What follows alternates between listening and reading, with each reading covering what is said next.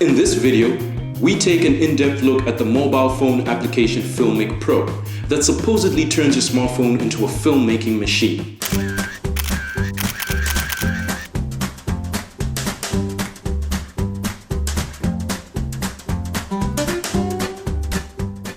The major selling point from the guys at Filmic is that their software gives the user total control, which is very rare to find in the mobile space. Usually native camera apps on phones are pretty terrible to say the least. They don't have manual controls majority of the time, and even those that do still have a few bells and whistles missing. Enter Filmic Pro. Now, there are actually two versions of the Filmic software. One is called Pro and the other is called Plus. In this video, we have the Pro, which is the fully loaded and more expensive version. Filmic Pro costs $14 in the Google Play Store and $15 in the Apple Store. In cell phone application terms, that's pretty much as expensive as you'll ever see. So for that kind of money, you expect nothing short of sensational. Let's jump right into the interface. We'll be using the Android version in this video. When you first open the app, you're greeted by a short vibration and the interface is presented. The app automatically puts your phone into silent mode, so you aren't disturbed by any notifications during your shoot. We'll begin from the top left and work our way all the way anti-clockwise around the screen. You have a little expanding menu on the top left where this arrow is. When you tap it, you get a number of options. First, you have this waveform icon that allows you to control the audio gain of your microphone like so. The higher you go, the more sensitive your mic is. The next icon is a grid line on and off toggle switch. The only option here is the rule of thirds grid. You then have an image stabilization on and off toggle switch. The eye allows you to open up the user manual from Filmic servers. The next icon is simple and straightforward. It allows you to switch to your front-facing camera. The bulb icon allows you to turn on your flash and use it as a video light. Finally, you have the zoom icon, which allows you to control the zoom of your viewfinder. It has these three ovals in the middle that allow you to lock a zoom level. Then you can auto zoom to that focal length at the tap of a button. So for example, we're at 1x zoom right now. I've zoomed in all the way and locked that position as a preset. You can see there 8.2x. So if I zoom out all the way again, I can now tap on that 8.2x and the camera will automatically zoom in to 8.2x. Let's move down to the left. We have an icon here that is our white balance lock. To get the right white balance, you're advised to put a gray card or white sheet of paper in the center third area and then lock your white balance. This will help you get accurate skin tones in your shot. Next to the white balance icon, we have the focus icon, which looks like an incomplete square.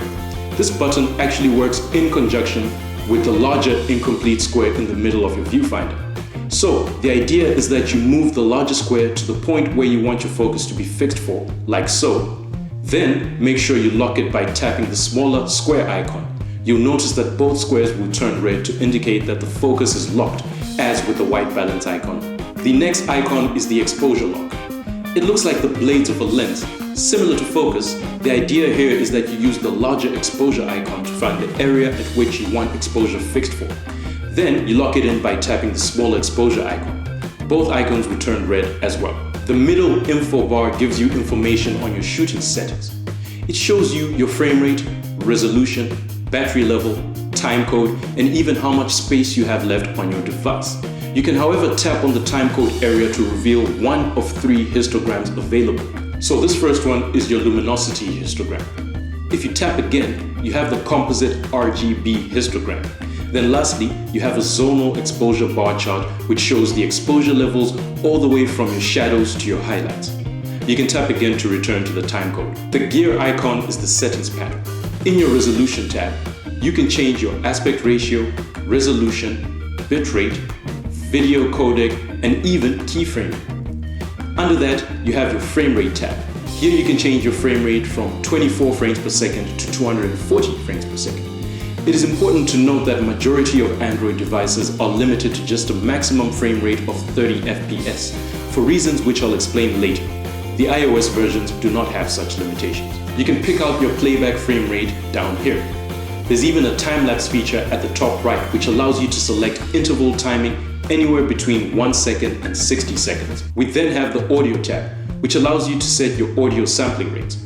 You can also select an external microphone if you have one. You then have a stereo mono toggle switch, and options to turn off audio completely, as well as the option to monitor through your headphones. The Device tab just allows you to change settings like the location where recordings are saved, the file naming used, orientation locking of your screen, GPS tagging, and more. The Presets tab lets you create and save your own presets if you wish. The Hardware tab allows you to select some default presets that set your camera up for best use with DJI's Osmo, a Moondog anamorphic adapter, and a 35mm lens adapter. Finally, we have a Community tab where you have access to Filmic's website and other social media links. Back on the viewfinder screen, the film icon allows you to view the Filmic library, which shows you all your previously recorded files. The red button on the far right is your record button. Now going back to our white balance, focus, and exposure buttons, they actually have some nifty hidden features. They give you full manual controls. So with the white balance icon, if you tap and hold, this interface pulls up on the left. It's simply just a white balance slider. It also shows the Kelvin temperature as you slide it up and down. The droplet icon allows you to manually control the tint of your image from green to magenta. Where it gets interesting is with the focus icon. If you tap and hold for manual focus, you get a slider to control your focus as expected. However, you can do pull focus automatically. You have these two gray bars when you first open up the focus interface. You can move them up and down like so. What that actually does is changes your pull focus range. So, if I tap on the lower gray bar, the focus will shift from wherever it is to the point where the bar is. And just like that, you can do your pull focus. If you swipe your finger from the left, you can also tune the focus speed with this little gray adjustment bar. A good way to use this feature I found is as follows. Use the slider to the point where your subject is in focus, then pull one of the gray bars to that point. Then move the slider again to a point completely out of focus and put your other gray bar there. Now, depending on whether you want to pull into focus or out of it, you can choose your starting point, then select your speed and tap the other bar. The exposure icon has an extended menu that shows you your ISO. Again, you can change the ISO value with the slider. The ISO values are shown on the side as you slide. Next to the ISO icon, you have your shutter speed icon, which looks like a pie chart of some sort. Here you can change your shutter speed using the slider to whatever setting you like. Filmic Pro is great. This application quite literally turns your smartphone into a filmmaking machine. At $14 to $15, it is pricey, but for what you're getting, it is fully worth it. I would have, however, liked the option to shoot in flatter picture profiles to allow for better color grading in post. And it's very unfortunate that some features are missing in the Android version as mentioned before. It would have been great to be able to take full advantage of those frame rates. I sent in an email to the developers at Filmic, and this is the response they gave me. Thank you for writing in.